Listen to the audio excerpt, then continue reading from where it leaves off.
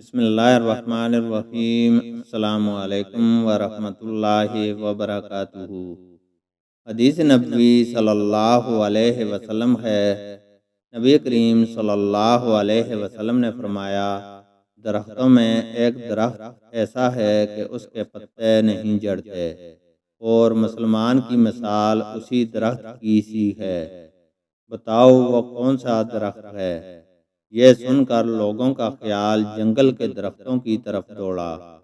عبداللہ رضی اللہ تعالیٰ عنہ نے کہا، میرے دل میں آیا کہ وہ کھجور کا درخت ہے، مگر میں اپنی کم سنی کی شرم سے نہ بولا۔ آخر صحابہ نے نبی کریم صلی اللہ علیہ وسلم ہی سے پوچھا کہ وہ کون سا درخت ہے۔ آپ صلی اللہ علیہ وسلم نے فرمایا، وہ کھجور کا درخت ہے۔